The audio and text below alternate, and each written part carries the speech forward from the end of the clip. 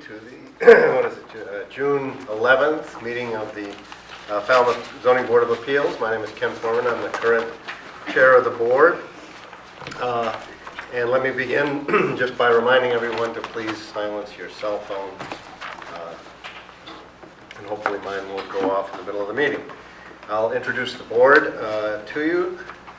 From right to left, Ed Van Kuren is a voting member for the board. John Sutherland is an associate member. Kim Beelan is vice chair.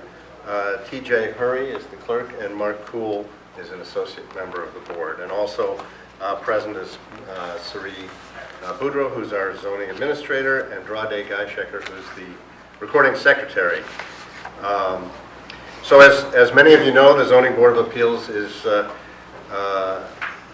responsible for enforcing the bylaws, zoning bylaws of the town, and hearing requests for special permits, variances, and appeals as provided in our bylaws that have been approved by town meeting and by the Attorney General.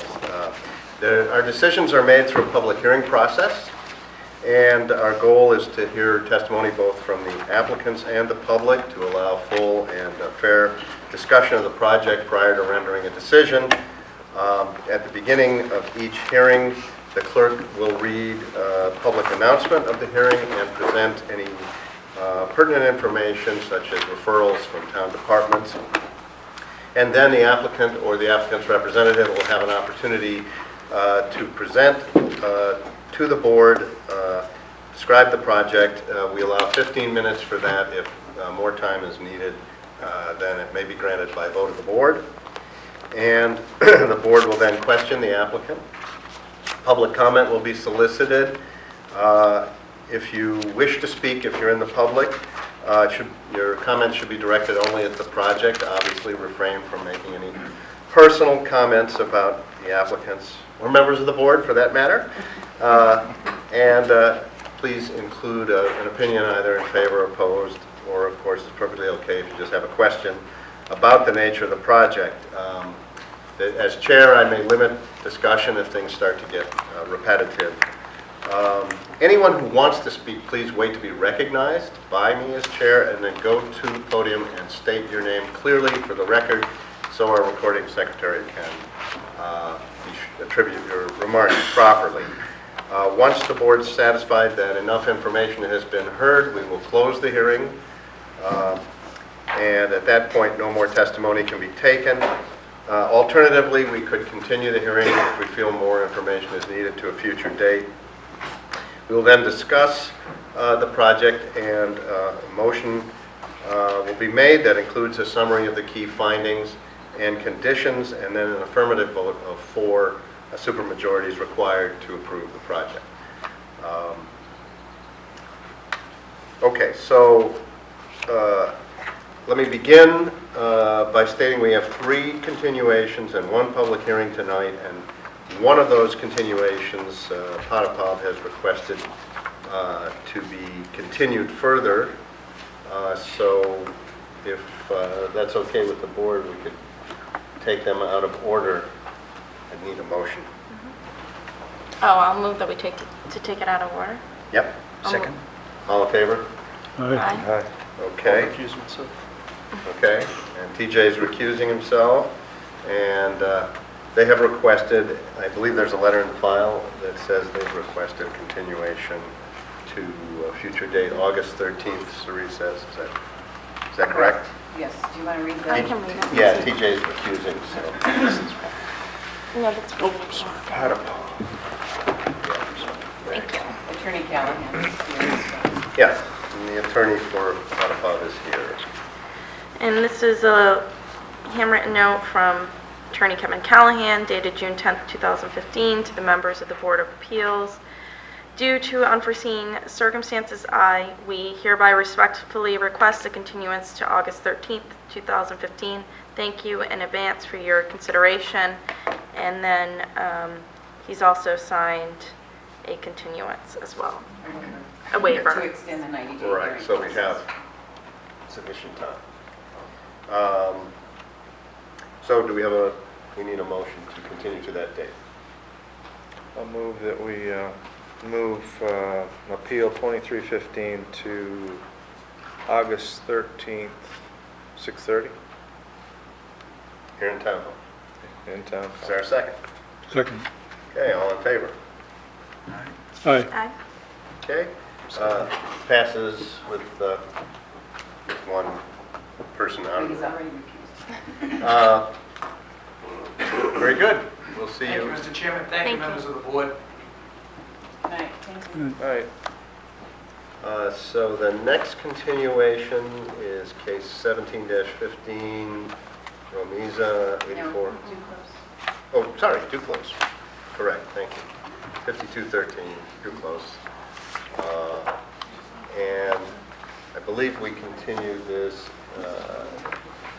in hopes of hearing some information from town council. So maybe we should begin with that. You want to go through the voting members on this, please? Yes, voting members on this are myself, TJ, Ed Van Kuren, Mark Poole, and John Sutherland. Good evening, my name is Pat Garris, I'm Associate Town Council.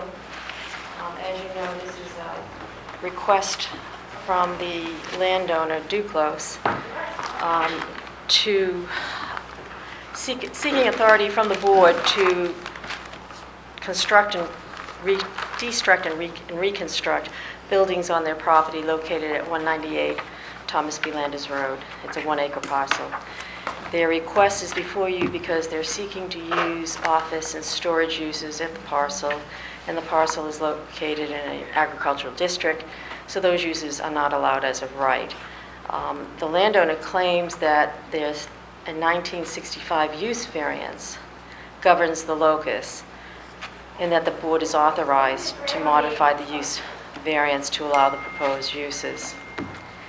In 2013, this board denied the request, finding that the use variance had been abandoned and that the proposed use would be more detrimental to the neighborhood than the existing uses.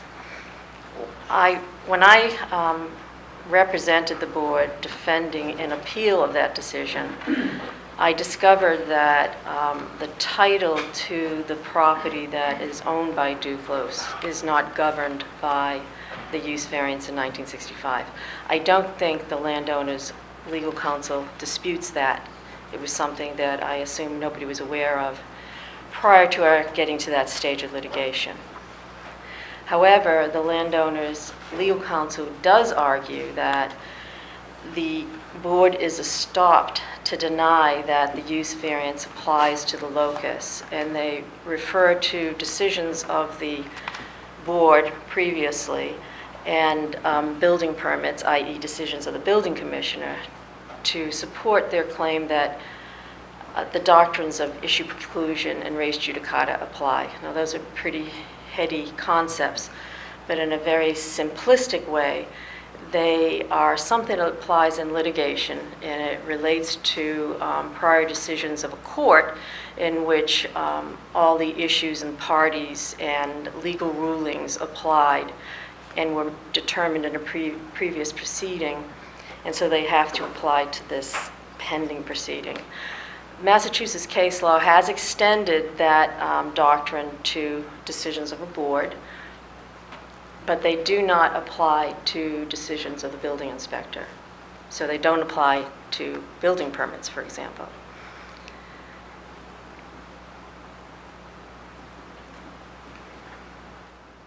I've tried in the best way possible to simplify this for you, because this is a fairly heady analysis involved with this case. There are numerous facts that have changed over time. The locus itself is 1-acre portion of, you've heard of the 12.9-acre parcel, but that 1-acre parcel has had different iterations over time.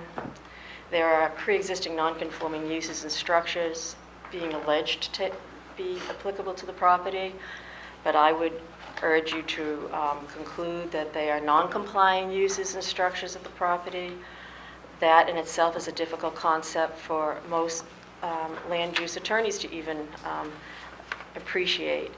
you're also being asked to look at some very old decisions that would appear at first blush to apply to the 1 acre parcel, but I believe if you look at the materials I submitted to you, it's very clear that this 1965 use variance applied to a 37 acre parcel of which the locus is not a portion of. Now, in an attempt to make this simple and easy for the board, I've put together a very simple outline of the various permits and decisions of the building inspector that have taken place in time since the 1965 use variance was granted. And I'm going to pass them out to you, and I'll provide a copy as well. I'm hoping that this will make it easier for you to follow what I'm saying, and also to see in a more simplified, oh, there you are, way, what took place over time. I'll give you a copy. Thank you.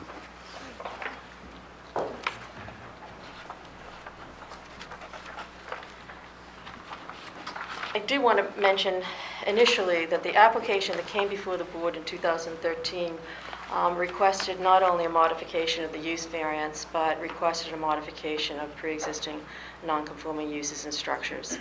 And I don't want the board to be lost and forget about that second request when they make their rulings in this matter, because it's easy to get caught up in the details of the use variance, which were, I watched the FCTV video today, and it's my understanding that that is the argument that was made by the Landowners Council at the hearing, and focused in their filings with the board this time, but both issues should be addressed, but I will start with the use variance.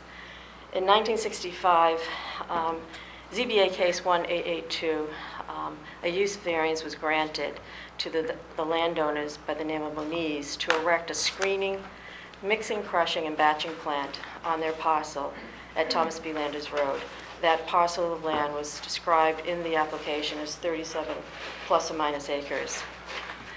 The title report that I provided in my memo to you demonstrates that the current owner of that 37-acre parcel is now Norma Benito, trustee of the Meeting House Realty Trust, not the applicant, and that that property has an address of 160 Thomas B. Landers Road. The applicant's property is 198.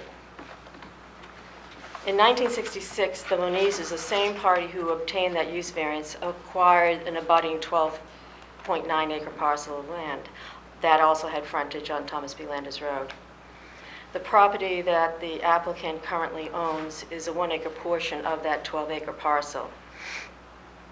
In 1968, the Monizes obtained an earth removal special permit. There is nothing in that application that refers to the use variance. It's a standalone request for an earth removal special permit. In that application, they presented to the board all their land on Thomas B. Landers Road, the 37 acre plus the 12.9 acre parcel, and they described it as being approximately 51 acres. Again, a standalone special permit for earth removal. Also, that special permit expired 20 years after its issuance. In 1978, Moniz then applied for a building permit. And in their building permit application, 7093, they incorrectly stated to the building commissioner that their 1 acre parcel, now this is a portion of the 12 acre, it's not the exact dimensions of the current 1 acre, which is a land court parcel, but it's generally the same area of land.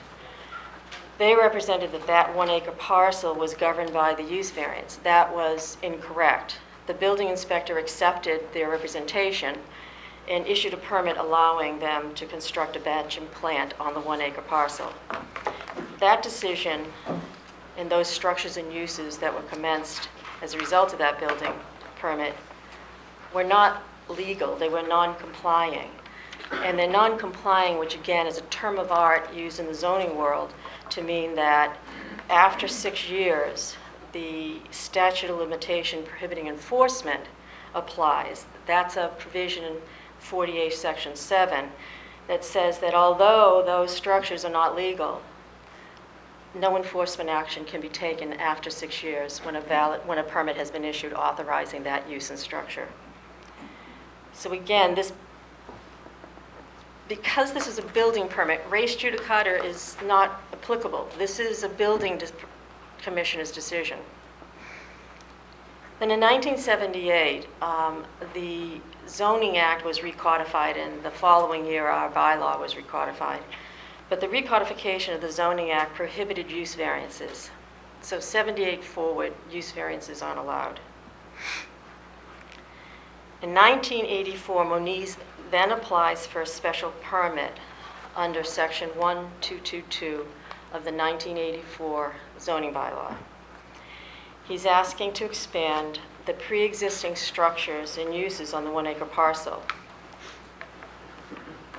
That term of art has significance. A pre-existing non-conforming use or structure is a use or structure that was commenced in compliance with zoning and is subsequently rendered non-conforming because of change in zoning. They have special status in zoning under 40A Section 6. There is a provision that tracks your bylaw, and it tracks, in fact, Section 1222, which was written on this application, allowing for expansion or alteration if the board determines that the proposed uses and structures are not more detrimental to the neighborhood. I've attached to this outline the 1984 bylaw. And the reason I do so is because I wanted to be clear to the board that the board back in 1984 also had, the bylaw in existence in 1984 had another provision. It was called Section 7242, which, although it states that use variances are prohibited, it allowed the board at that time to extend the time of the use variance if it was validly granted prior to 1978. A temporal extension only was allowed in 1984. There was no authority for the board in 1984 to expand or alter the use of a use variance. But more importantly, I want you to take a look at the application, the special permit application in 1984. It's attached to that memo I provided. I think it's tab 4 or 5. And there's no mention of the use variance. There's no mention of Section 7242. It's a request for an expansion or alteration of a pre-existing non-conforming use, which, in my opinion, there were none existing on the property. The uses that were on that Lot 1 related to the batching plant, which was permitted in 78, which was improperly granted. It was a non-complying use and structure. There is no allowance in the law for alteration or modification of a non-complying use or structure, only a non-conforming, a use or structure that was legally commenced. In 1985, building permits issued pursuant to the board's decisions in 1984. And then in 2007, the batching plant use at the property ceased. It's my conclusion that the use variance does not apply to the enclosed property, and that any decision of this board denying the applicability of the use variance to this property would not be a decision overturning or overruling a prior decision of the board, because the board has never ruled that the use variance applies to the 1 acre parcel.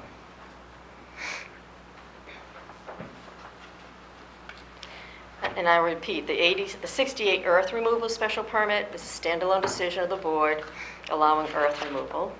The 84 decision is to allow expansion of a pre-existing non-conforming use or structure.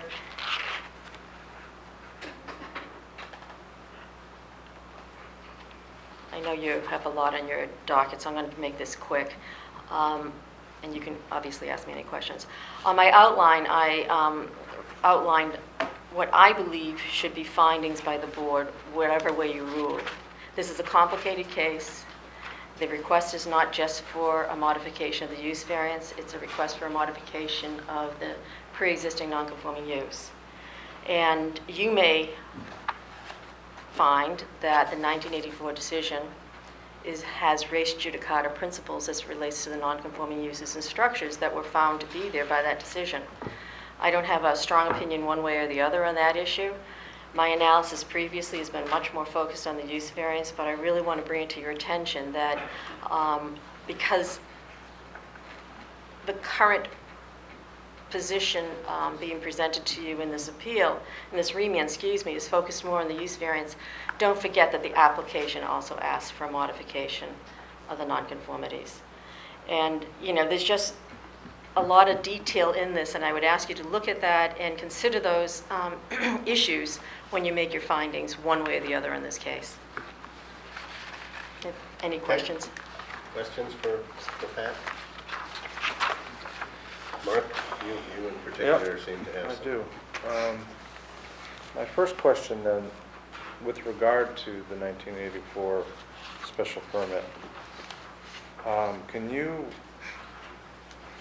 because in reading much of the file material, can you give me a hint the difference between a properly granted permit versus a legally granted permit? This is where it gets a little complicated. For example, as I mentioned earlier, the building permit that was issued by the building inspector for the batching plant was improperly granted. He relied upon a representation in the application.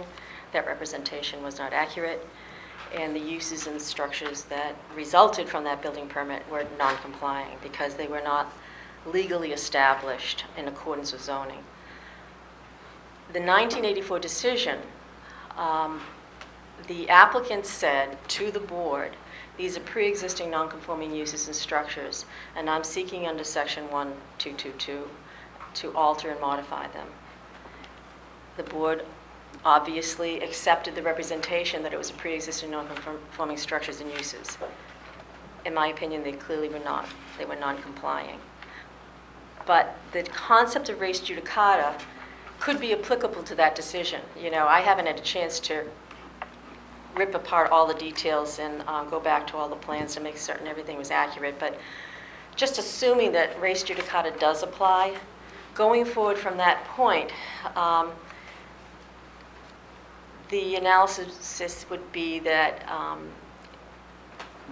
the authorities in town are stopped to deny that those were pre-existing non-conforming uses and structures in 1984. However, when you're dealing with a pre-existing non-conforming use or a structure, there are other principles that come into play, and I address that in the outline in a very simple way, but basically your bylaw also codifies this. A pre-existing non-conforming use or structure is abandoned or not used for 2 years, it's extinguished.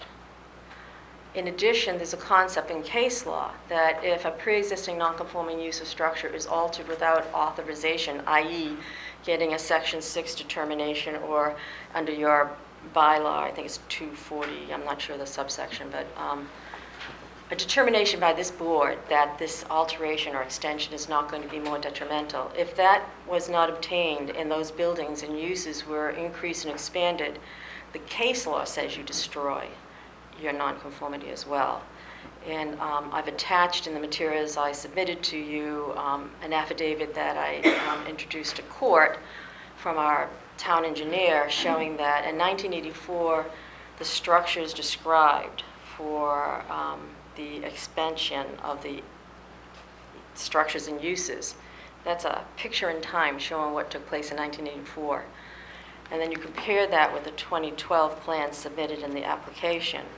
There's a significant change in the structures. So I don't remember exactly if there's another plan in the interim that shows that there was alterations. Yeah, there is. In my main brief, there were alterations that took place over time. And you can see that in the 2012 filings because they have an existing plan and then they have the proposed plan. And the existing plan in 2012 as compared to the 1984 plan, I forget the percentage articulated by the town engineer, but it was significant. It was a significant expansion in the footprint.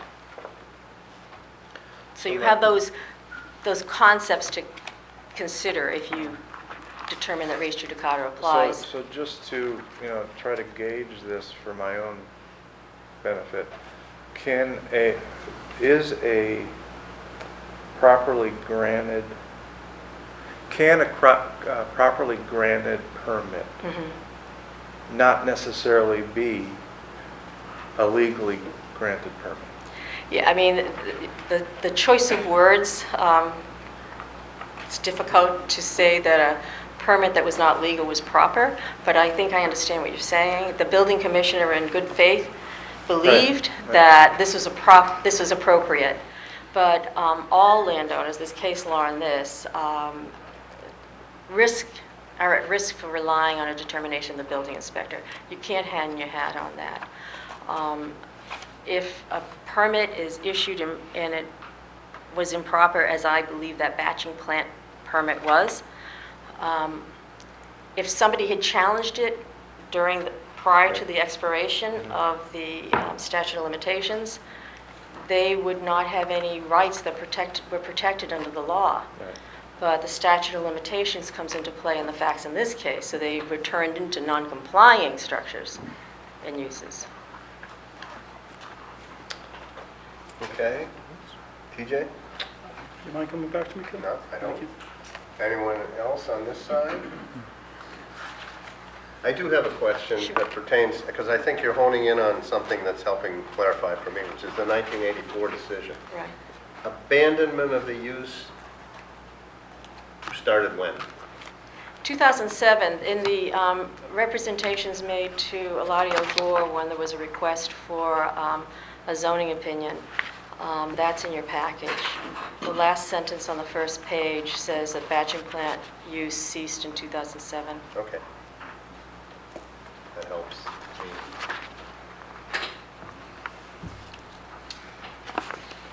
Anyone else? If not, maybe we ought to give the applicant an opportunity to respond, if they wish to respond.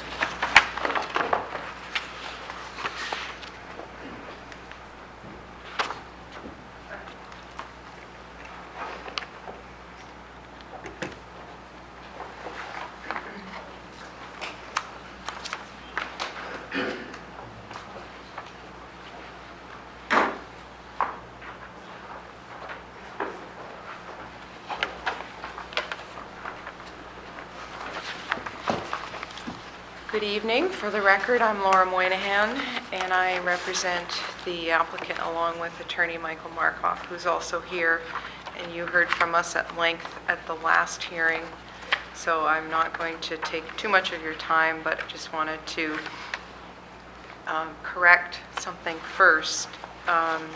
Attorney Harris points out in her outline that in 1965, the owner of the 37-acre property was Norma Benito.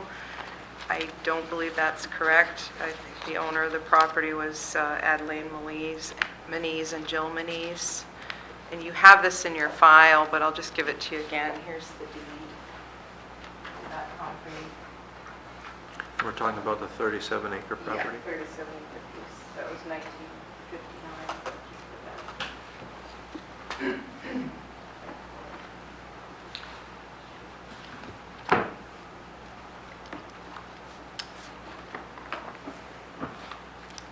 Who's the current owner of the 37 acre piece?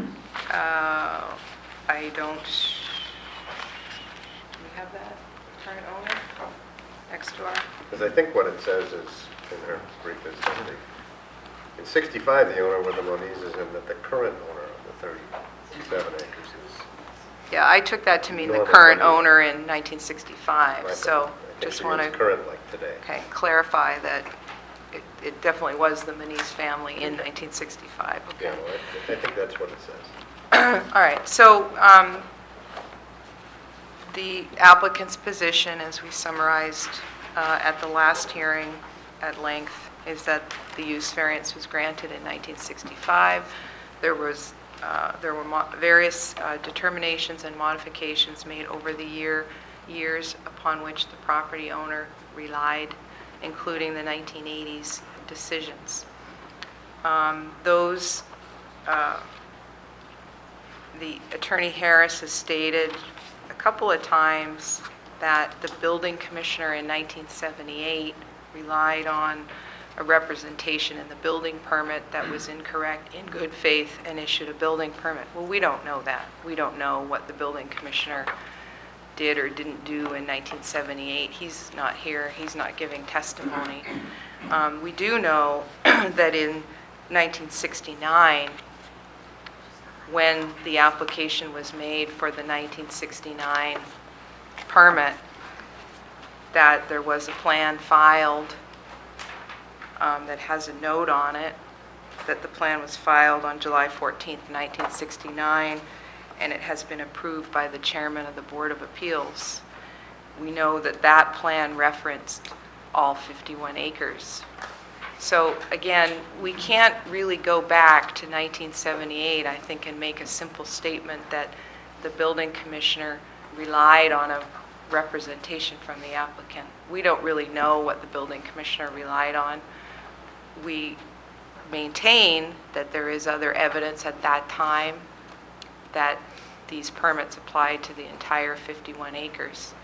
And I think that's a very important point, because you're being asked essentially to go back and second guess what was done 30 or 40 years ago when issuing these permits. You're being asked to reevaluate what was done and what evidence was looked at. And I don't think that that's possible, really, in practice. We can't say what the building commissioner relied on when he issued his permit in 1978.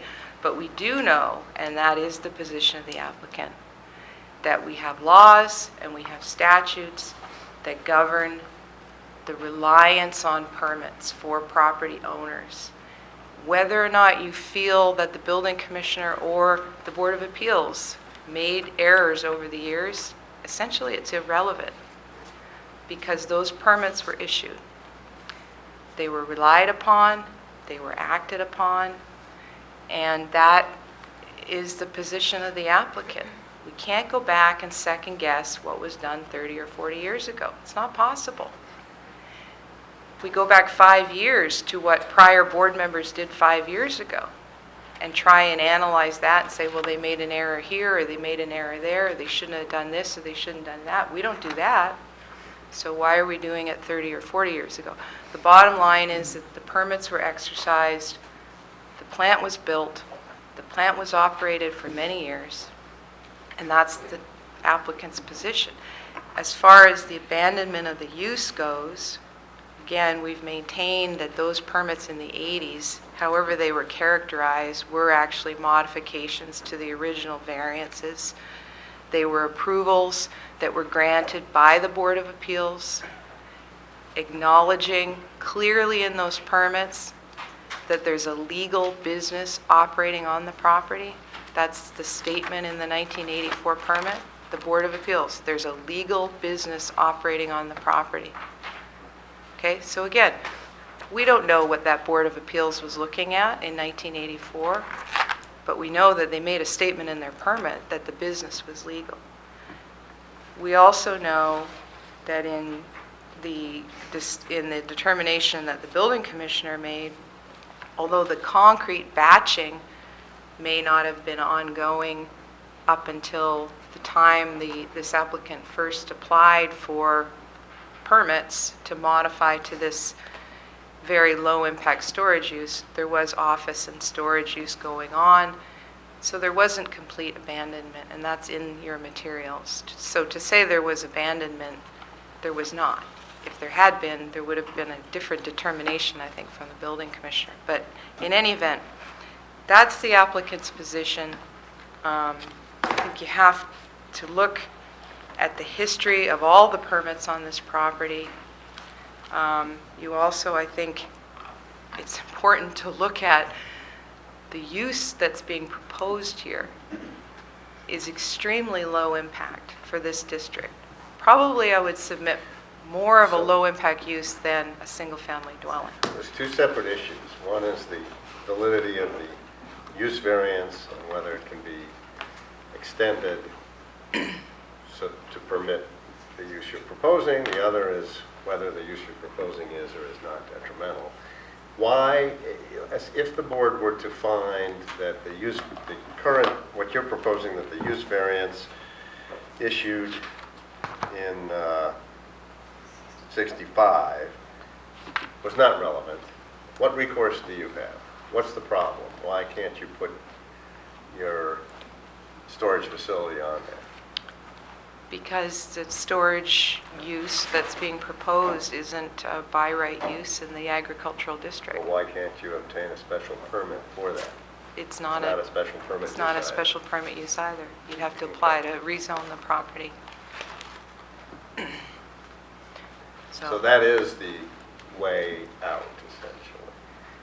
Well, that's an option for the landowner to apply to rezone the property, but that's a very difficult prospect to do.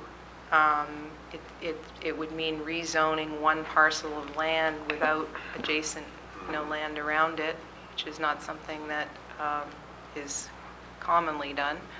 And it has to be part of an overall planning goal of the town, as you know. So, I don't think that that's a realistic, viable option for the landowner when you have a 30 or 40-year history here of a cement batching plant and sand and gravel operations on the property.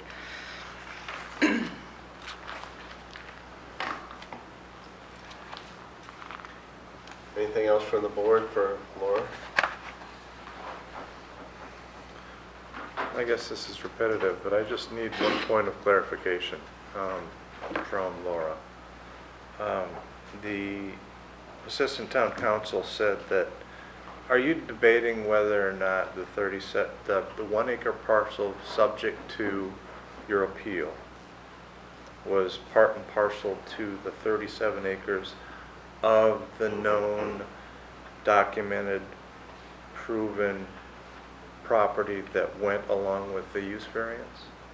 I believe that the materials that Attorney Markoff submitted, and I think it's been conceded, that in 1965, when the first use variance was granted, that it applied to the 37 acres, that the 12-acre parcel from which the now 1 acre parcel derives was not part of that 37 acres. So the total acreage of 51 was, however, referenced in 1968 when an additional variance was granted in 1968. There was a plan filed at that time showing both parcels, 37 acres and the 12 acres. That's the plan I'm referring to that was approved by the chairman of the Zoning Board of Appeals. That permit references 51 acres. And as time went on, the entire site, which was the 51 acres, was subject to these various modifications that went on through the 80s. So to answer your question, in 1965, no, but later on, yes, as the property expanded with the permits. So just for further clarification, you had just referenced the 1968 use variance, but my understanding, and from all what's in the file, no reference is made to a use variance. It's just a special permit. Well, in 1968, it was called a 27H permit, Okay. which is now what we call a use variance. The old bylaw was section 27H of the zoning bylaw prior to 1979. That's how these use variances were issued by the Zoning Board of Appeals. So we call it a use variance or a section 27 permit. As of 1979, section 27 was abolished. So you move, into the more modern era, but it was a use variance. It's clear on the record that those uses that were being requested in 65 and 68 were not permitted in the agricultural district. The town was specifically varying the bylaw to apply to it. It's also interesting, if you look at the record of the documents, and we talked about this quite a bit last time, the board was focusing on the 20-year limitation in that 1968 permit. However, in 1984 and in 1987, those permits were not for construction of a batching plant. They were for additions to what was already there. So though, at that time, the zoning board was acknowledging that that use was ongoing and it was legal. They weren't, the applicant wasn't asking in 1984 to build a batching plant. They were asking for an addition. One was a hopper, another was a height addition. And what's also interesting is the 1980 permits, they don't specifically say that all the conditions of the prior permits are being carried over. So there's no limitation in terms of years being carried over as the permits Do continue. they say they're not being carried over? No, but normally you'd see a specific statement, all conditions of the prior permits apply. So they reimposed hours, they imposed other conditions, but they didn't reimpose a time limit. And that may have been because at that time they weren't imposing time limits, but I don't know. We don't know why that was done. It's confusing, and the reason I draw a difference between 65 and 68, just by what's in the file, the application, one is for a use variance. 3 years later, the application title reads special permit application. So I'm a little confused where your 27H, I get that, okay, if it's a use variance, but the application is actually, the record or what's in the file says it's a special permit. I don't think that was in 1968, though. That was in 84. In 1968, I think the preamble clearly calls it an application under Section 27H, which was the use variance section. Okay, later on in 1984, you're having it called something else. Three, you want to In comment? 1968, it was a special permit under section 20, not 27. That's So what was the referring to. application was a special permit application? Filed an appeal for a permit under section 21, and it was issued as a special permit. This is the one that said you can 10 acres at a 51 time, acres. Yeah. 51 acres that And- they could do move to in a- different in a locations. 4-year term, yes. Would you like me to? Sure. Yeah, if I could just finish. I don't have the permit in front of me, but that, regardless of what it says, the fact is, at that particular time, the town and the zoning board were acknowledging this entire operation on 51 acres. That's really the point of why we're here, because town council's position is that these permits don't apply to the 51 acres. So, just to clarify. Was there any reference in the 68 to the 65 use variance?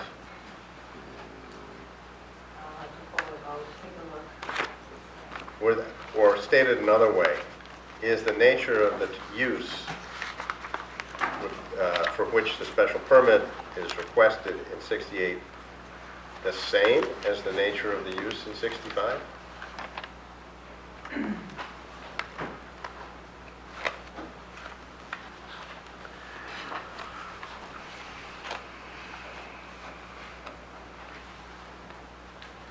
I believe it is, because in the 1968 decision, there was a plan filed with that decision showing the existing plant area, showing the entire 51-acre operation. What's the use proposed? In 1968, the application to remove material from their property located on Thomas B. Landers Road. And what is the use proposed in 65?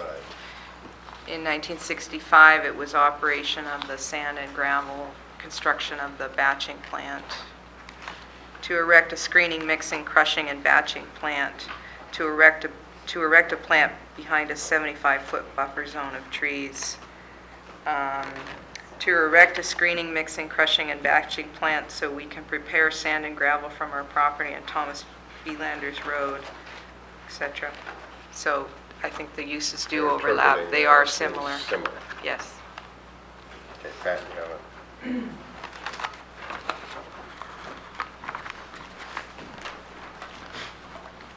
I think it's important for the board to recognize that a 27H is a use variance. It's requiring a variance from the provisions of the bylaw. The special permit request was a use that's allowed in the district, but only by special permit. The first one in 1965 was for the crushing batching plant. The special permit in 1968 was for earth removal. And the earth removal was allowed across the entire 51-acre combined parcels. But the batching plant was on the 37-acre.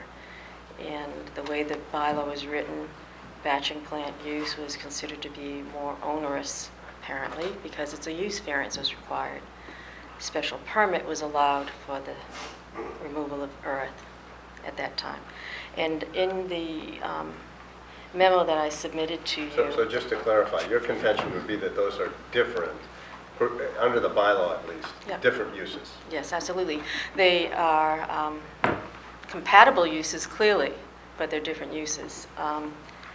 And if you look at the attachments that I submitted with that memo I provided the board, the 1968 special permit is at tab 4, and attached to the outline I just gave you are the provisions in 1968 under which the applicant was applying. And section 21 is the procedure for a special permit. Section 35 is talking about soil removal regulations and that a special permit is required. And if you look at the application, it recites sections 21 and 25.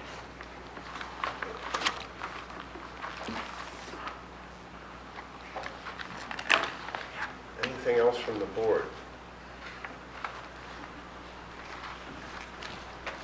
Anyone else in the public wish to comment? We've been struggling with this for a while now, I think. Do you guys feel you've heard enough information to at least close the hearing? Yeah, I do. Okay. Anyone wish to make that motion? I'll move that we close the hearing. Is there a second? Second. Okay, so moved and seconded by Ed. All in favor? Aye. Discussion? Want me to start? Sure. I think it is a two-part issue. The second part hangs in the balance of how the first part goes. The first part that is of critical nature to the effect of the second is whether or not the subject property is governed by the use variance. And so if time stopped just before September of '68, the use variance of 65 only encompassed 37 acres, not the 12. Okay, let's stop there and just make sure everyone's on board with that. You guys agreed? Agreed? Okay. Okay, so I don't think there's any need for me to further elaborate. But I think, that being said, I point to, and what I keep having a hard time with is 240-204B, where it states, such modifications, alterations, or changes, which This is are... in our current bylaws? Yes. Shall not apply to any land not previously covered by a properly granted variance. And that's why I was asking Attorney Harris the difference between a legally granted versus a properly granted. And so, agreed to by the applicant that the use variance didn't govern the 1 acre parcel. Their argument is subsequent to that, built upon other building permits and special permits. I don't think they meet that criteria in 240-204. Okay. Yeah, so the next issue I like the way you approach this by saying, okay, let's stop at this point in time and see what happens. Clarified that. We next have to deal with this building permit. Does it have any relevance in 78?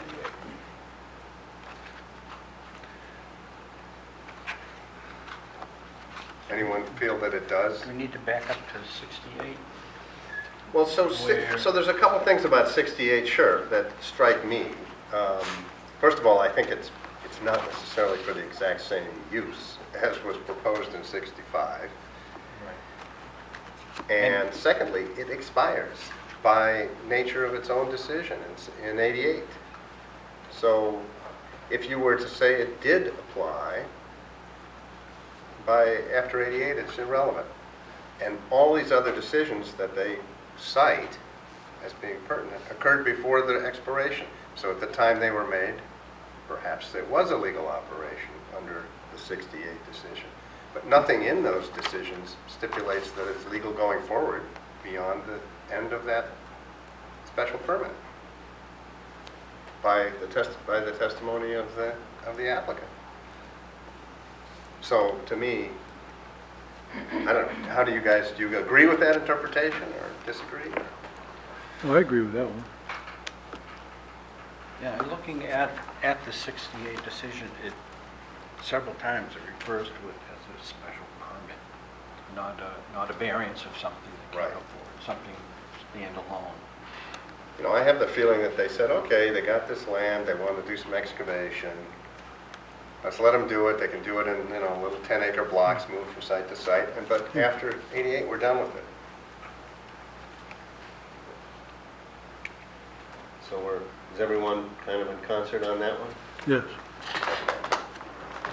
So we've dispensed with that. I think the building permit, my own take on it is it's not relevant. It was a non-complying structure, and it's a building permit. It has nothing to do with zoning.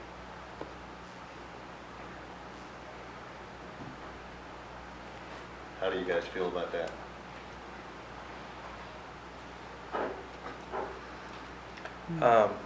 I would agree to an extent. However, the building permit was subject to, and I think Attorney Monahan hits it, we don't know what was referenced by the building commissioner at the time. All we know today is that a mistake was made. Yeah. Non-compliant versus non-conforming. And that's why I have a hard time choking down the properly granted versus legally granted.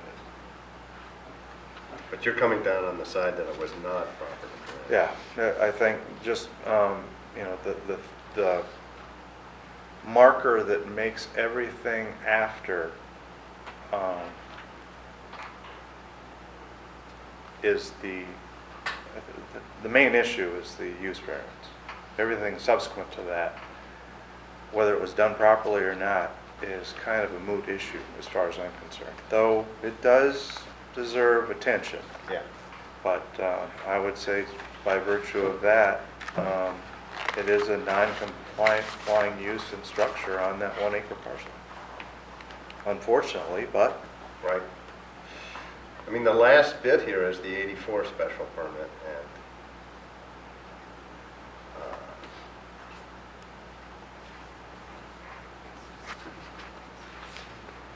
I think the thing that convinces me that that does not extend the use variance, no matter where you come down on it, is that the use was abandoned. I agree with that one. John, you agree? Or? Yes, I do. I Tend to agree with you. So I think it sounds like we agree that the use variance is not relevant. The denial was appropriate.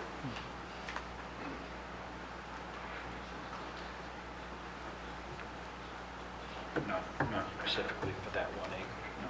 Right. That's what we're talking about. Right. They don't own the rest of it. So, So I think we could go in two directions. It does need to be a carefully written decision, and what we have done for carefully written decisions in the past is ask Suri to prepare a draft decision that we would then vote on at the next meeting. Is that something, unless we can handle it. we need to tonight. give her some guidance, but So to take it under advisement, or, yeah, no, we voted to instruct you to make, draft a decision that would all right, and bring it deny, back on but- June 25th? yes. What's the extent of the 90-day hearing? Are we within it? 90 days, it's August 25th.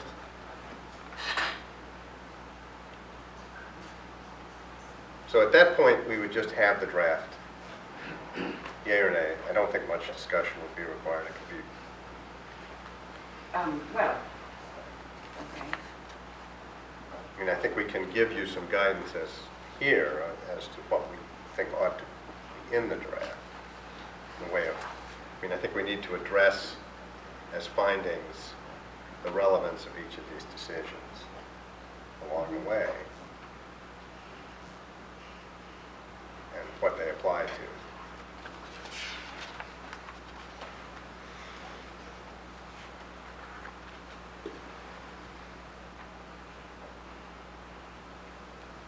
So do we want to start making findings, or how do we proceed from here? Well, you can have me base the decision on, or the draft, excuse me, on where you're going with it. Yes. And the points, and you can do it, just hit the fine points, and I can take it all from the decisions and the discussions and everything. Okay? I'm good with that. Okay? So we want to summarize some of these findings. They would be that at the time of the original the original use variance, the parcel in question was not part of the property. 1965 use variance, Right. an acre parcel, not part of it. Not part of it. That, I think one of our other feelings, my sense is for the board, and correct me if I'm wrong, that the special permit for earth removal was, which does reference the full property, was for a different, although related use, a different use under the bylaw. And not modification of a use variance? Not a, and, right, and there was no mention, I believe, of that the building permit is not relevant to the use variance, and referenced a non-complying, ended up creating a non-complying structure.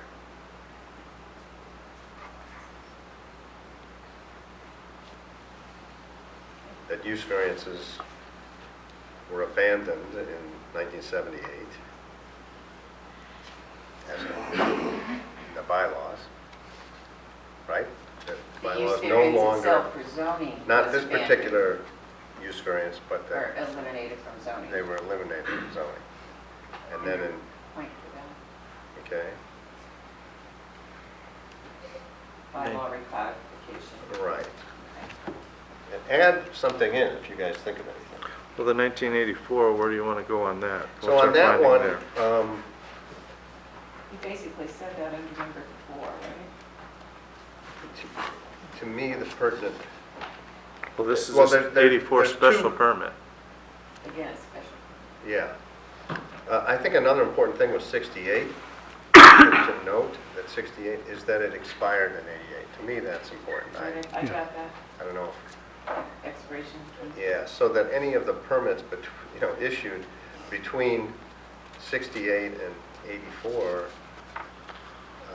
that were related to that use were not relevant after 88. But in any case, the use mentioned in 84 was abandoned in 07, so for more than 2 years. I'm sorry, abandoned. In '07. Okay.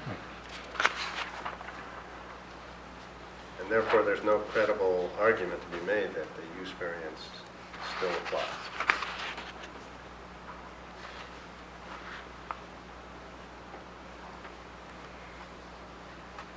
Okay. Everyone good with that? Yes. So I'll bring it back So, for the yeah, board's so- vote on June 25th. Is that okay? As I recall, trying to remember what our procedure was, whether we voted to instruct you to do the draft, or we just, If you delegate as the chairperson. The board has, you request it, you can vote on it if you want. It's not a decision. it's not a decision. It's just taking it under advisement for me to draft Yes. and bring back to the Yes. board June 25th. That's what we're asking you to do. Okay? All right. So, you want to Make a motion? make a motion that we're asking Sarita to I'll make a motion that we're asking the zoning administrator to draw a draft for a that motion denial of the motion to be brought back June 25th for the board's review and to vote. and to vote. Second. Okay, all in favor? Aye. Aye. And aye. Okay, good. Thank I you. think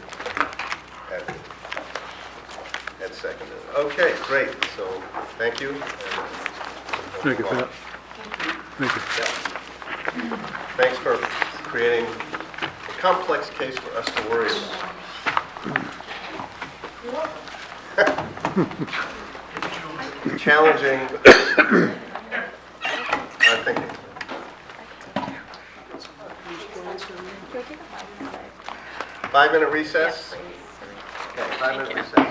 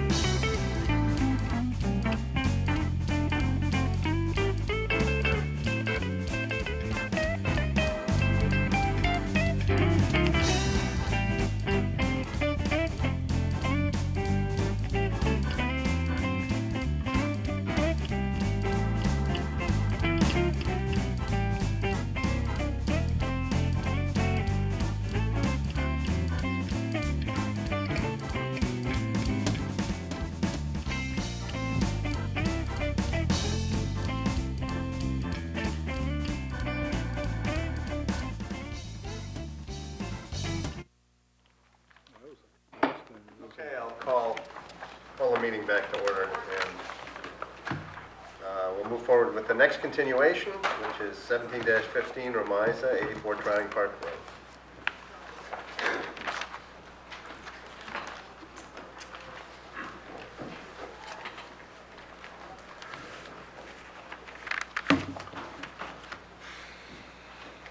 And I don't, let's see, where were we on this? You were waiting for the Board of Health input on this, I Okay. believe. And the minutes are in the file if you want to review the last page of them.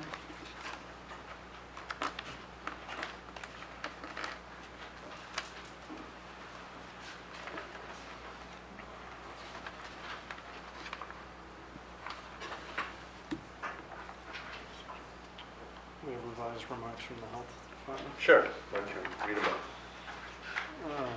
From the health department, revised remarks of 5/20/15, following the site visit on 5/19/15. The broad term auto salvage used above to describe the proposed business, not as described as the applicant during the site visit of 5/19/15. Simple surgical procedure of removing the catalytic converter and battery. The removal of these items is not truly auto salvage. I would limit my concerns to performing the work on concrete only.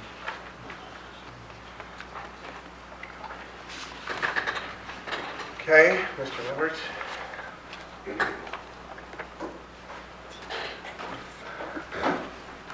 Good evening, Christopher Lephurst for the applicant. Excuse me.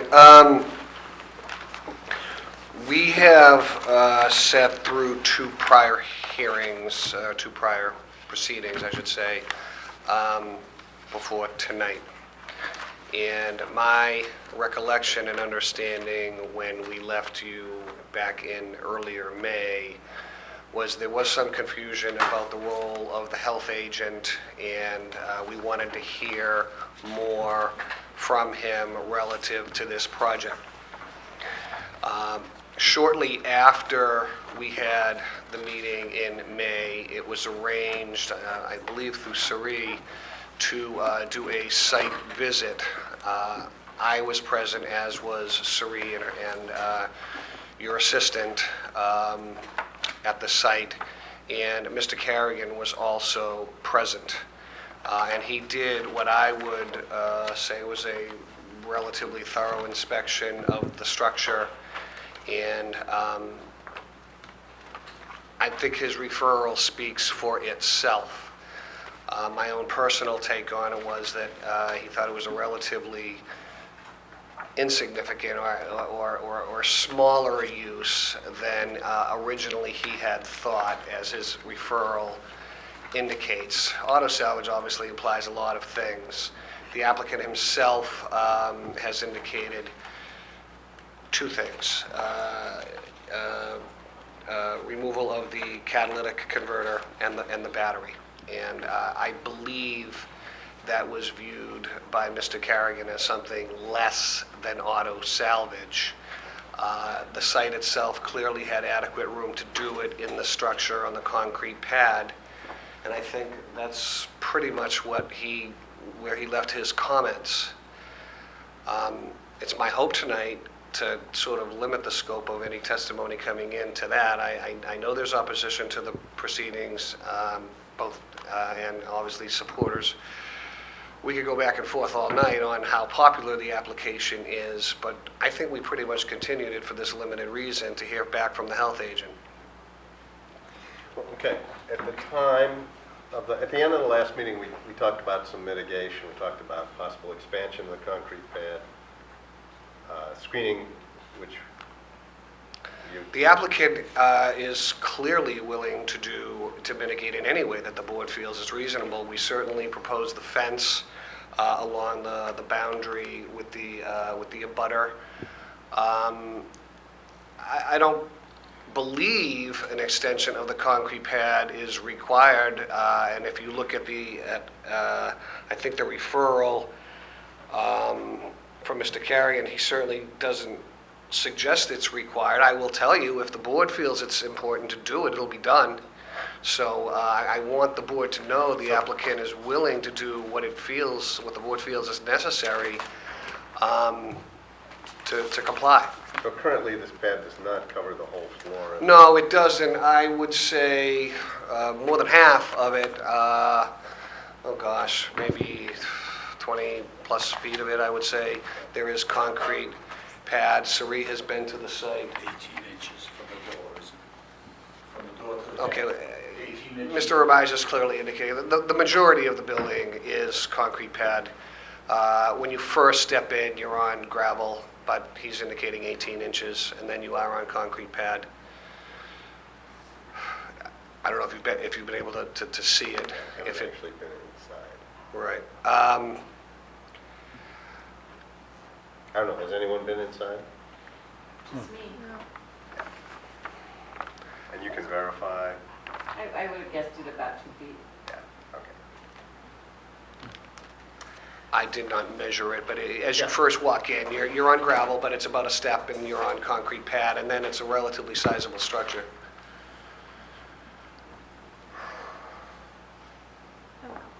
Sure.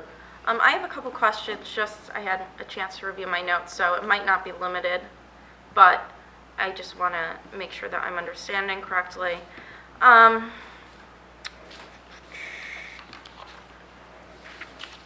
The removed parts, I had written down that where are those going to be stored? So you remove the battery, remove the catalytic converter. Where are those stored? They'd be stored right inside the structure, but they wouldn't be there very long. They're taken off the premises within a day or so. Are they stored just on the concrete? Are they stored in a bin? Where do you actually put the batteries? In the back of the truck. Leave them, As soon as it comes out of the car, it goes in the back of the truck. goes on Okay. your truck for disposal? Yes. Mr. Remiza the third. So it's from ours the third. When the converter and the battery come out, they go in the back of the truck, and then they go to the salvage yard. Thank you. And then I just had a question about one of the pictures that we have in our file, which is from the site visit, I believe, and if you want, I can hold it up. Shows a Chevy truck pulling a trailer with a Volvo on it. That Chevy truck hasn't been identified as part of the business, so I'm just wondering what this picture is Let of. me ask Lou again. That was my father's truck. We used it because one of our trucks broke down, and we had to use it. Okay, so then a follow-up to that. Are they going to be using the Chevy truck? Is the other truck operating? Because I think here, you're asking for 2 trucks to be used for this business. Right, we indicated 2 trucks and 2 trailers are part of the business. I wasn't aware that was a different truck than we had described, but apparently he's indicating to me one truck was not working, so we borrowed another truck. The applicant, I don't think we're limiting the application to any specific truck. Correct me if I'm wrong. We're asking for 2 trucks to be able to use. I don't think if he sells a truck and picks up a new truck, as long as we have 2, I don't think it would require a modification of a permit, would it? I mean, we're asking for 2 trucks to That be was used. my interpretation, but You mean every single time he was to get a different truck, he would have to come before the board and modify a permit?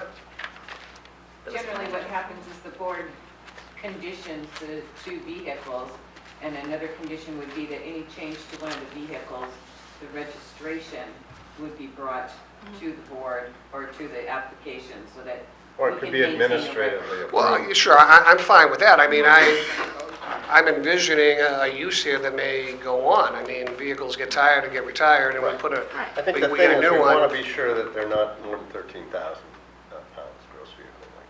No, they're not. I don't think we have any issue Right, it's just there. a way of exerting some, No, in oversight. fact, it would be conditioned out that that could not occur. I don't know what more I can say about that. that's fine, You answered we're the just trying to clarify. Right. Mr. Remize is indicating that was his personal vehicle. Apparently, they were in a pinch that day. One vehicle's not working. They used his. And they have a copy of the registration and the title to that truck in the application. I understand. The question was answered. Thank you. Okay. Any other questions from the board? No. Sure, TJ. Attorney Leverts, can you address the building commissioner's letter dated June 5th? Sure. And I did submit a letter in response to it. I don't know if you have it, but I did send a letter over to Suri. Since the inception of the project, it has been known that I guess a very small portion of the structure is within the 10-foot setback. And we also are aware that the structure, one could argue it required permits, one could argue it didn't require permits if you read the decision of the building commissioner or Ms. Fitzpatrick. Apparently a hoop structure does not require permits, but this particular structure had some walls that were erected, and there's a cement pad, which would more or less indicate that ordinarily it would require a building permit. However, we also have the 10-year rule that was, I think, pretty well covered at the initial hearing. A structure that's there in excess of 10 years essentially has legal standing. But I think, if I might get to what I believe is the real issue, the applicant has no problem conditioning the application that the structure has to be in proper standing with the building department. Do we believe it requires a building permit at this point?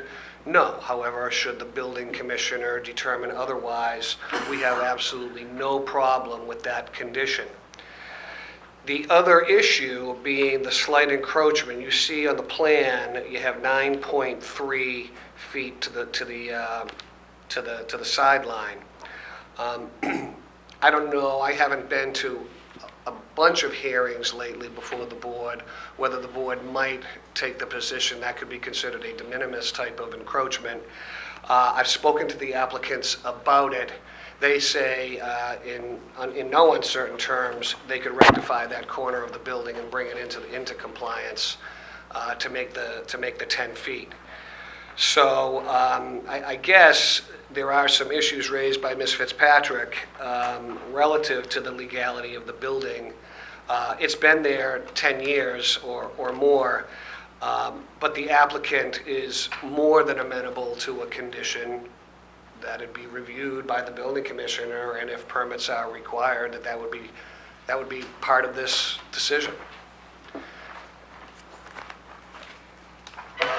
I think by way of analogy, you could look at it like that's a proposed building for our purposes. You still have to go get your permit.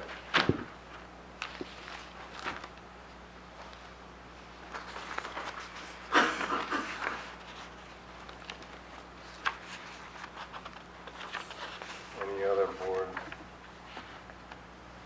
I do, just to clarify, so you're amenable to, if we were so to condition it so, just like you suggested, the condition of our granting your request would be conditional upon the building commissioner's decision as to whether or not you need a building permit. If they go to the site and they inspect and they say something is awry or needs a permit, we will certainly bring it up to current requirements, and that's So it's not a problem at all for the applicant to do. In fact, we'd be happy to do it. So it'd be conditional upon, the outcome of a review by the building commissioner. Sure.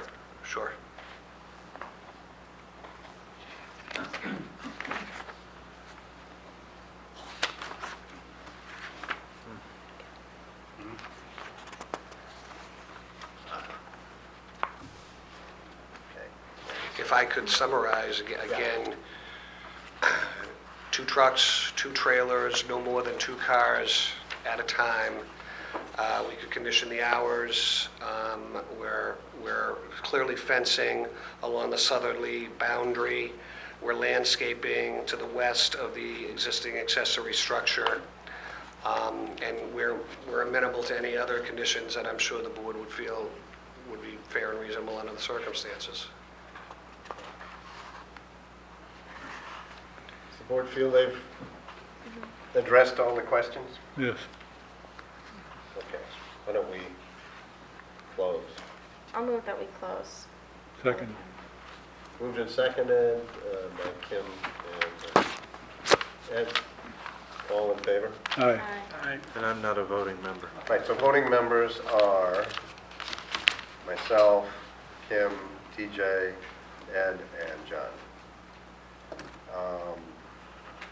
So what's your,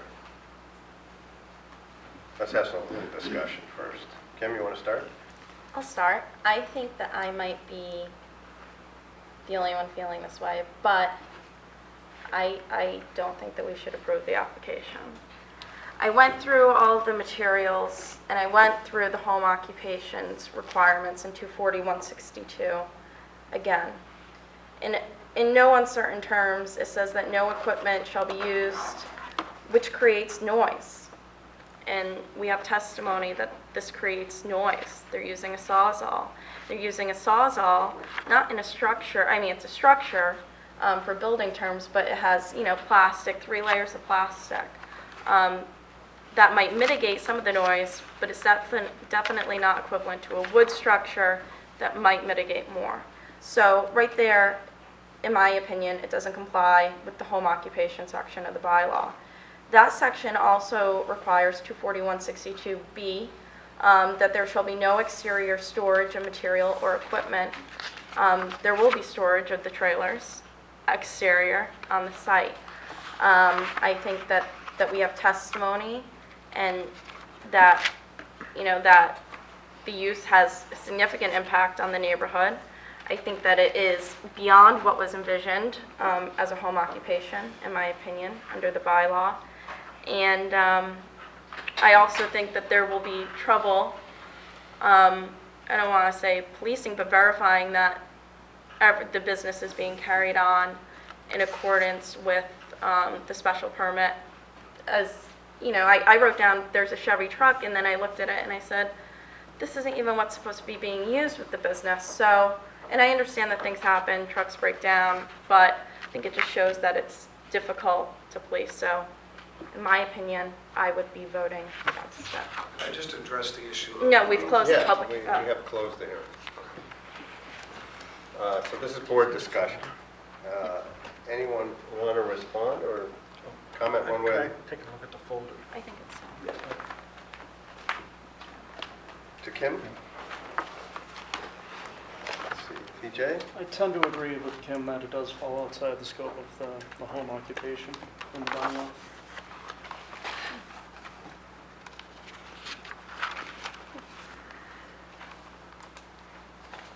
Ed, you prepared to say anything?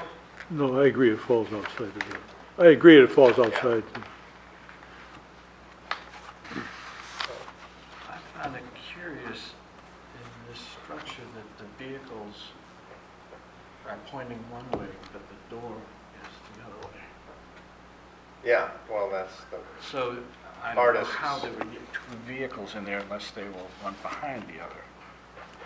I think I'd asked Attorney Leppertz about that, and he just said it was the artist's rendering of it, so that you could fit 2. But I think also in the pictures, it doesn't look like there would certainly have to be clearing of that structure for its use. I think. So I would just ask, I know I'm not a voting member. You're for the entitled to comment. board's consideration. You bring up a good issue about noise, and with regard to 162. However, your opinion as to what's out there proposed for mitigation fence, I think it was 6 to 8 foot vegetation. You don't think that would further stem the... Would it cut back? Would it stem the noise? Probably, but it also says no equipment or process shall be used which creates noise. So whether or not the noise is mitigated, if it's still creating noise, then it's not compliant with that provision.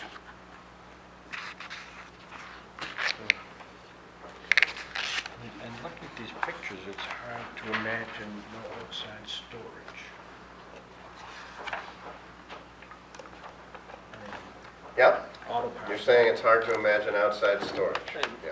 I think, Well, if there isn't supposed to be. I think we're there are car reaching parks some all over the consensus place. here, which is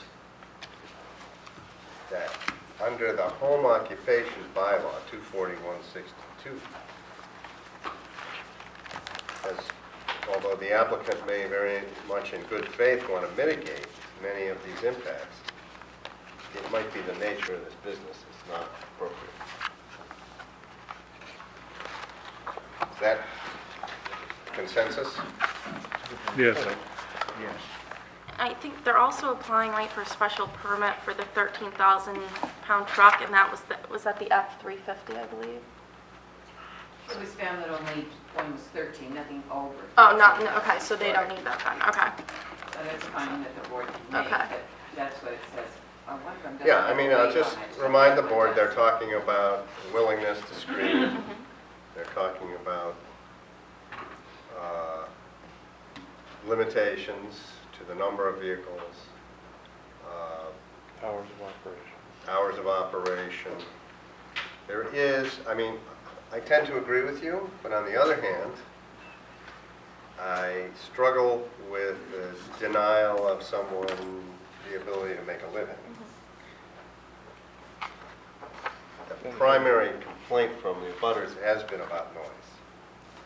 It's unclear, I think it's a little ambiguous in terms of the testimony, whether that noise was from personal use of vehicles or equipment on their site versus business use. And that's very hard to tease apart, right? There's no way for us to do that. The only way I could see us approving this would be on a one-year provisional basis. And see if in 1 year, people come back and say, you know, they've been just delightful neighbors and we have no problem, or if people still have an issue. So I just submit that for your consideration. I'd go along with that, I think that's. with the conditions that it also be reviewed by the building commissioner as a condition. far as- Oh yeah, there'd be all kinds of conditions on the Right. decision, Yeah, but we would be giving them essentially 1 year to prove they can do this as a home occupation and really comply with the provisions in the bylaw that do say no noise off the site, no outside storage. They're going to have to improve somehow the way they conduct the business. yeah, That's a good compromise. yeah, I think it's a compromise too. If anyone would care to make a motion, we can start fleshing it out.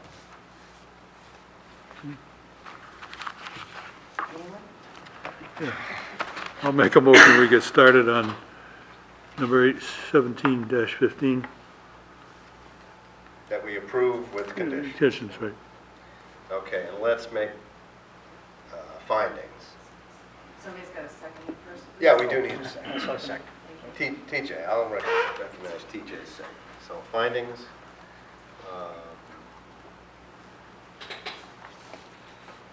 The health, through the Board of Health? referral by the Board of Health that this is Adequate. adequate. Site. Right. That the structure requires a building permit, right? Oh, but building review. Building review. For Make a potential. finding of the building department's submission, and then you condition that they go Yeah. through it. That the applicant is willing to put up a, I think their testimony was Then 8, specific. yeah, 8 foot, 6 foot? They said 12 foot if they wanted. No testimony, I'm sorry. I believe the testimony was 6 foot. Yeah. 6 foot, yeah, 8 foot would require. And then And, the Along the vegetation, southerly, yes. Yeah. yeah, And on the western side, they had, was amenable to a natural barrier of vegetation 6 to 8 feet. right. That's I know they have some testimony. good buffering already on one side, Right. so. Hours of yeah. Oh, that'll be under conditions, huh? well, you can make a finding that that's what they stated. They stipulated they'd be willing to Right. limit hours of operation, and that no more than 2 vehicles would be Soften testimony. salvaged, that they're limiting the salvage to the extraction of the catalytic converter and the batteries, is that correct? Yes. Yes.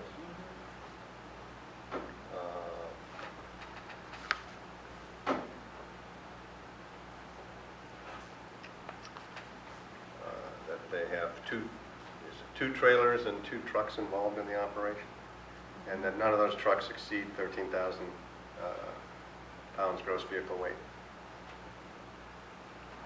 Is there anything I'm forgetting? Finding that we're in receipt, oh, actually, that's disregard. I was going to mention something about the registration of the vehicles. That's a condition. That's a condition. And finding would be that the testimony was that they will conduct work in the structure. Yes. All work will be conducted in the structure. You know, I do have concerns that structure is not adequate to shield the noise, but And testimony that none of the towed vehicles will be stored on site for a period of time. Yes. yeah. And there will be no storage of the stuff of the converters. and Converter of batteries batteries. beyond what they're currently working on, right?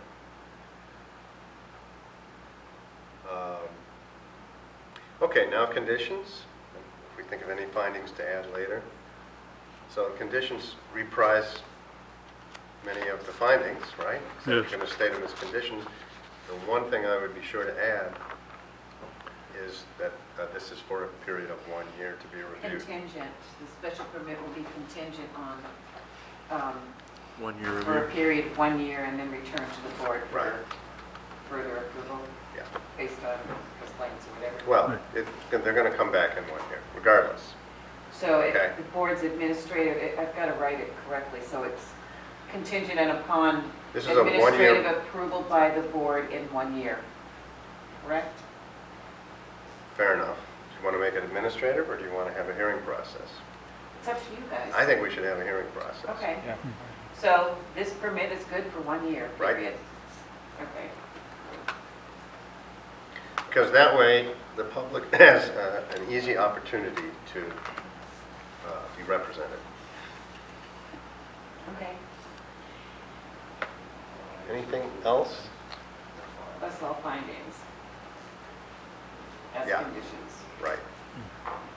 Suitable vegetative screening, and so that's where I think the exact nature, because we don't have a plan to go on, they need to work. You can make a condition that a plan be submitted based on, do you want to do that, or just have it administratively approved by think the board, it or should be landscaping and fence the plan? landscaping and fencing should be administratively approved. By the board, And that's my opinion. What do you guys think? by the board, Yes. by the board? Yeah. And I'd like to add that there be some spill kit or something on site as a condition, Spill fence. personally. Are we ready to vote? I think so. Sri, you think that's sufficient? You I happy? think so. Okay. All in favor? Aye. Aye. Any opposed? Aye. Okay. And I'm in favor. So 4-1, 4-1. motion carries. Okay?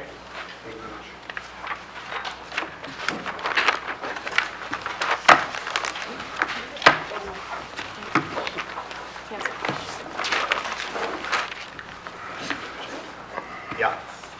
I know there's no public comment, but fire extinguishers, please. Okay. We have those already. Thank you. We have Thank 25. Thank you. Try to work it all out. Who do I call, though? Call the zoning All right, thank you. enforcement people. Working, all right.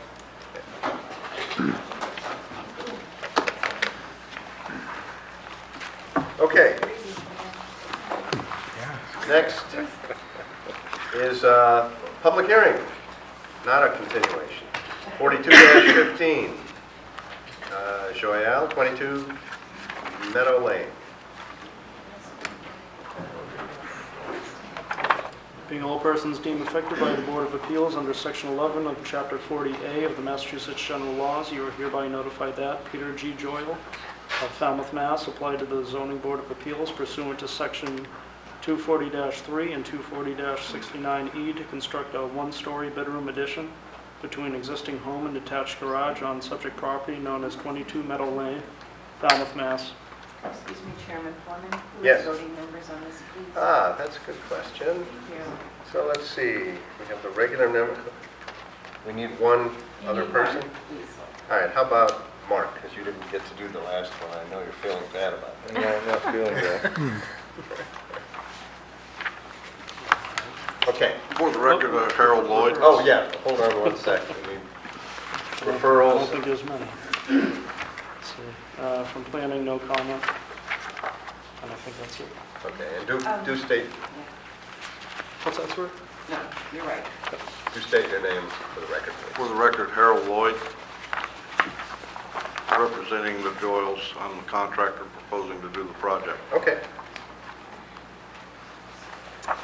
And you want to describe what's being proposed? Well, we know it's a pre-existing non-conforming lot, and we know that we need a special permit for this, and we're here.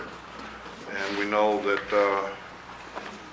that you can't go over, it says in what I looked up, 20% of lot coverage. I thought, I was under the impression it was 21, but we do go over, according to the plot plan and the engineer, we're at 23.7. So we know we're going over our lot coverage, but we really don't believe it's detrimental to the neighborhood.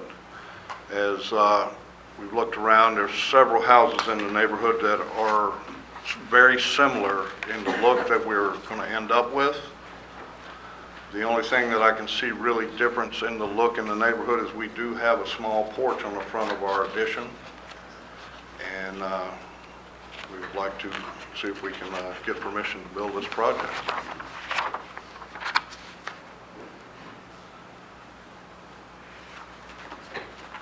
Okay.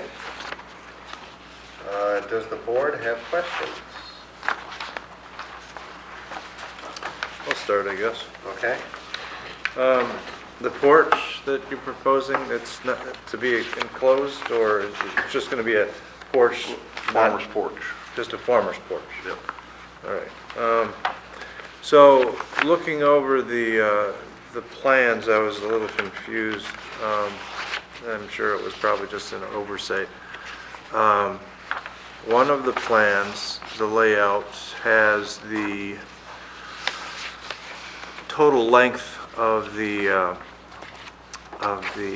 addition. The bedroom and the closet and foyer on one plan account for 22 feet. And then the porch is indicated being 6 feet. The other plan has 23 feet for the bedroom and the closet and foyer, and 5 feet for the porch. Right. So The original plan, I had to go back and do some recalculations, and the second drawing is what we'd like to build. Okay, so can you, just for my own edification, tell me which one is the accurate one? Because I don't know which one's the new and which... The 22-foot, The 22 and then the 6-foot wide porch. Yeah. That's the, okay, that's good. So that's the real plans. Elevation of the addition will be lower than the existing roof line? yes. I believe that's how it's Yes. depicted in here. And no future intent to build any sheds or anything like that on the property? We're maxed out now. Yeah, very good. And the homeowners fully understand this. They're planning on making this their permanent residence eventually, and they'd like to have all the amenities in place when they do. Okay, very good. That's all I have. PJ, anything? All right. On the proposed addition, there appears to be, I guess, a new window, kind of just below the ridge line. So there is no second floor, that's just for aesthetic purposes? Yes, that's just for ambient light. Sure. So it'll be like cathedral ceiling almost, or? It's cathedral ceiling in the main body, and it's going to have a flat spot above the foyer and the closet, and then it's all going to be open light. Yeah, see right there. It's like a roof to the foyer, or ceiling.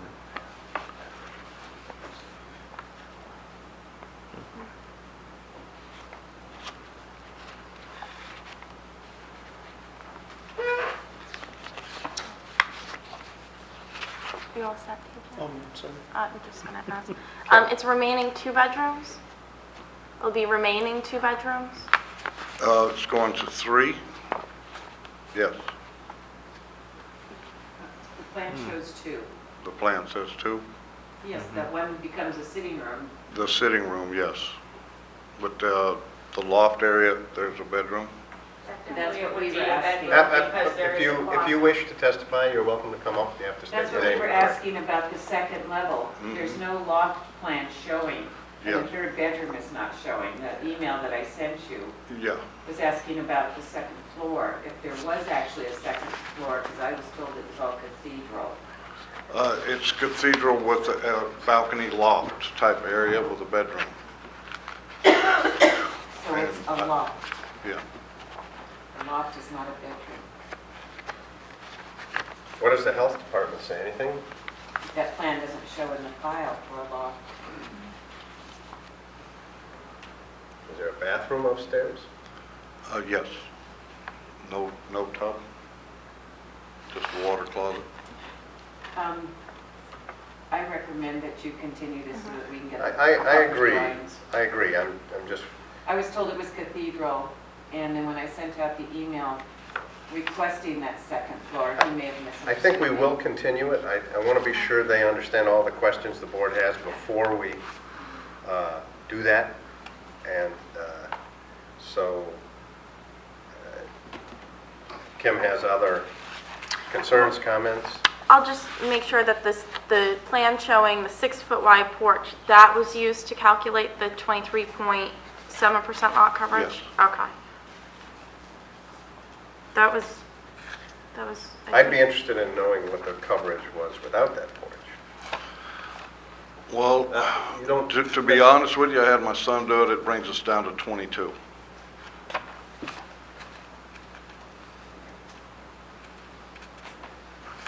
John, anything? My question was about the second floor and the fact that the plans show a stairway going to a basement and a stairway going upstairs in the main house. Is that correct? Yeah, looks like it. Stairwell to the loft, yes. Is there a basement in the house? Yes. Yes. So we need a basement plan as well. Yeah. So we really need an adequate set of detailed plans. And we need a referral from the health department that deals with the adequacy of the septic system.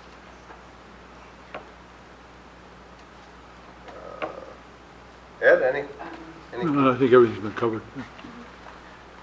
I'll have to ask for a review and memorandum from the Board of Health. It's a 35-day period.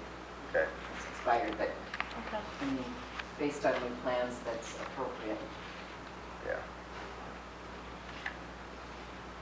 Yeah, because I'm looking at your,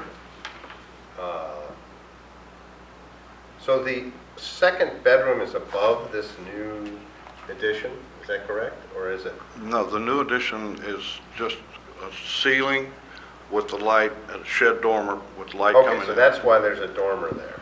Yeah, So the second, there's a bedroom over the living room, is that? the loft area, yes. Okay. One bedroom there. I had a question about this smaller bedroom on the first floor. I guess that's probably in the existing.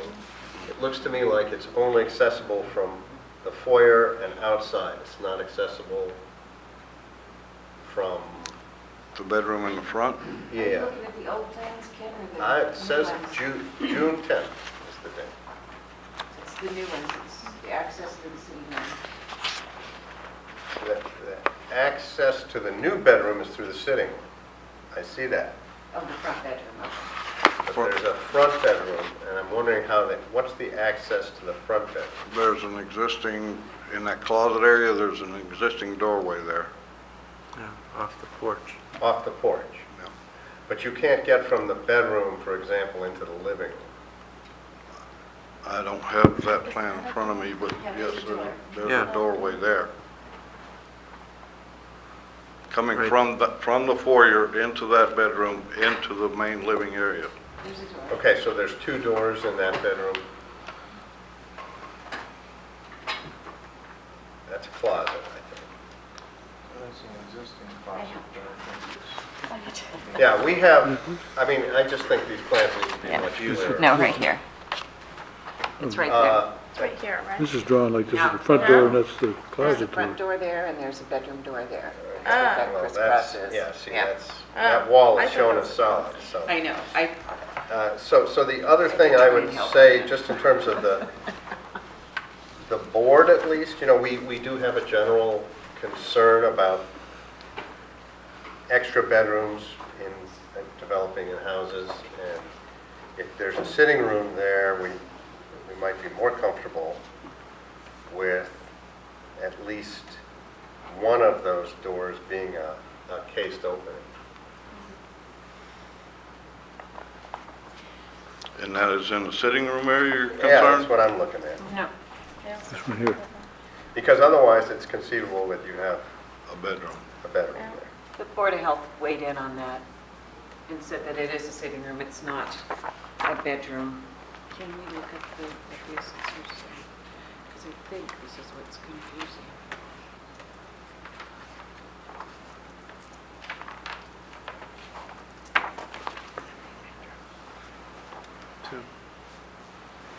Oh, 2 bedrooms, right.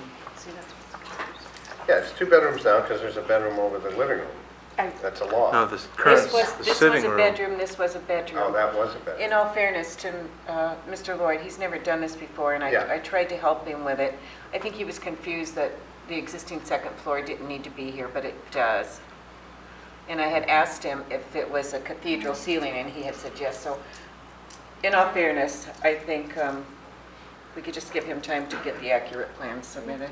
Fair enough, but Yes, this is my these- first. you are hearing some of the typical concerns we Right. have I understand. for expansion of homes, you know, I've- especially I've- when you're going over the 20% Yeah. lot coverage. Well, I have to break ground somewhere. Might as well Yeah, be- yeah. No, we're, You did good, actually. I mean, all you need is a second floor plan. And this. basement yeah, and well, I second think in floor. a little clearer drawing, to be honest. Yeah, I'll revise the whole thing. All right, is there a motion to continue? Yeah. Now, let's see, what would the date be? Could we continue it to June 25th? Will that give you enough time, Harold? I don't want to drag it out any longer if Yeah. that's possible with the board. I'll make that motion. I'll second. Okay.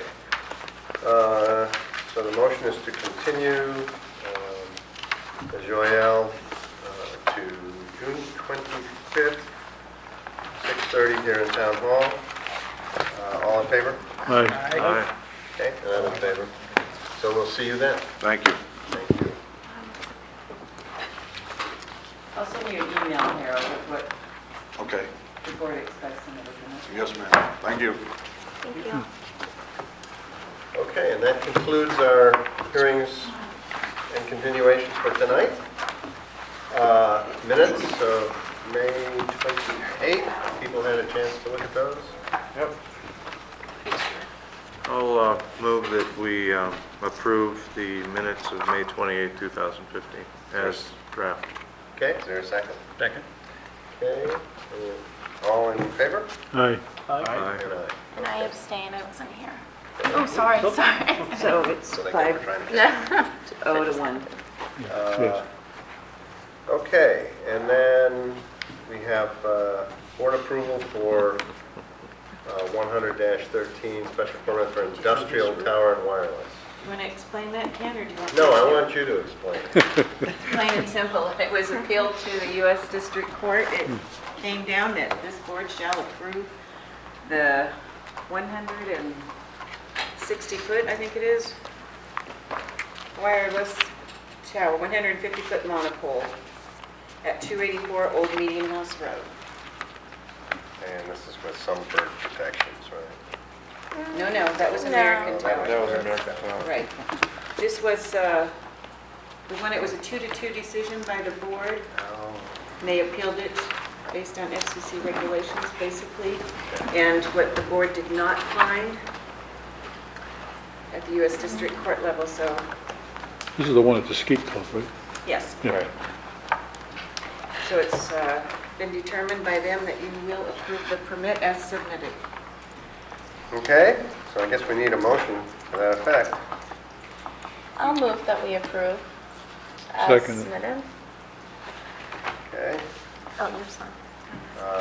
All in favor? sign both copies, please? All in favor? Aye. Aye. Ah, Okay, is everyone on that? Okay. what if I didn't? Well, you weren't. I'd be in contempt.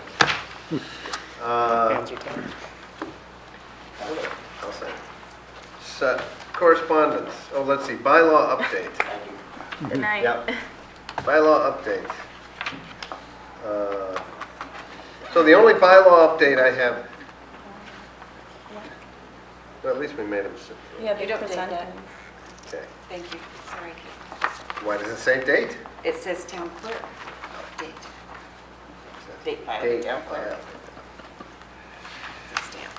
It's not a date with the town clerk. Okay. Thank you, sir. You're welcome.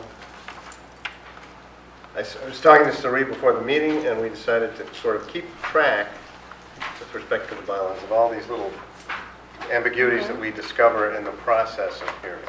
So, Sari, you want to tell us what you have so far? Yeah, the list is in my office. Want me to go get it? No, it's okay. Well, number one, of course, the ambiguity with cases like the wind turbine, where it's in 3 different areas in the bylaws and they kind of contradict one another. Another is the height issue that Member Johnson always used to want to discuss.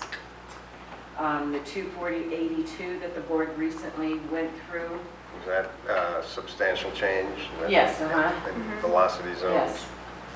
Yes. Definitions, the lack thereof, and the language of some in one portion of the bylaw when you have to refer to another that is different. Right. There's like 5 or 6 things I have on the list so far. So I'm thinking that it would be great, actually, maybe we could just circulate that electronically for now. Okay. And again, sort of keep a running total, and anytime you guys notice something, because I think really to discover this, it's through the hearing process and individual cases that these things come up. Right. It's interesting how you really don't feel affected until it does affect you. Right. And also, I believe, if it's okay with the board, we could add the home occupation to that. Because I really think that really needs to be looked at. Yeah? Yeah. I mean, I in terms of the home and occupation, I think Kim had it exactly right.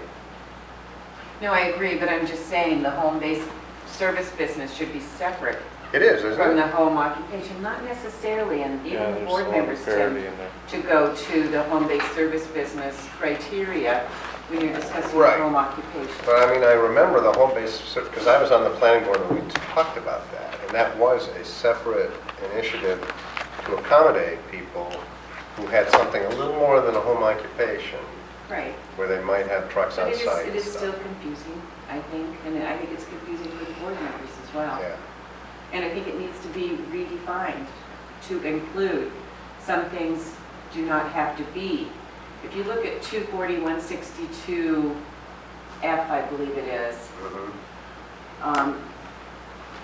like being a realtor or something like that in your home, just using a computer, that's a home occupation.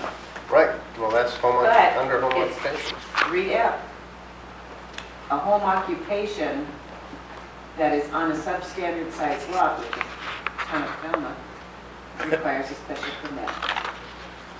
So I think some of these things can possibly be addressed to where they don't require a special permit? Like you're an attorney, you use your home, but nobody comes to visit your home. Well, Nobody, hopefully you a know. few people do it, you Yeah. know, otherwise you don't have any business, right? Yeah. You know what I'm saying? I just think it needs to be, it's confusing to people who come in and you give them those bylaws and they ask you, and they have to go see the building commissioner for his determination. Well, and it's probably interesting because that was initially added in 1980. So the nature of home occupation is, Totally different yeah, changed because More of computers. computers and so, Yeah. And the towns become more densely populated, so you don't have the capability of possibly having one person come to your house or a family member work at your house. Parking's an issue, noise, Yeah, different things. well, now you're talking bylaw revision, but that's different, I think, from looking at fixing up things within the current bylaw that are just contradictory or ambiguous. Well, I thought that's what this was all about. I think those are two different things. I Okay. think in making All right, improvements that the planning board can think about, take before town meeting and so forth is a different issue and how than are we going to get, fixing things that are blatantly contradictory and make our job trying to decide something very well, when we difficult. talk about definitions being added and things like that, aren't those Yeah. basically? Well, I mean, but they're necessary because you can't base your All right, decisions. so don't add that onto the list? No, it's okay, I'm just saying, I think it's opening a giant can of worms if we Okay. start talking about how can we generally improve the definition or the Well, home maybe the board can occupation. think about that for a future petition. Yeah, I think we also had our note, and this would speak to the greater revision, but I remember Frank saying something about a cell tower bylaw. I had asked the planning department about that, and they said basically no. Huh. And that was Okay. just recently. FCC pretty much knows everything, but I do have concerns as to locations and stuff, because other towns have had to do that. Okay. But I guess they didn't feel at this point in time it's necessary. all right. I'm supposed to remind everyone that June 18th, we have our training session. Not too much. Yeah, not June 11th, as We it made a says in the mistake. agenda. And then, is there any other correspondence? No? Any future agenda items anyone wants to propose? If not, I I'll just want adjourn. the board to also think about, if you don't mind if I bring it up, the reorganization that will occur in July. I mean, it can stay the same, I don't care, I'm just saying that that does happen. Okay. First meeting in July. We First now meeting have in full July. board. Wahoo! All right, well, for tonight, I have the power to adjourn. Meeting adjourned. Good job.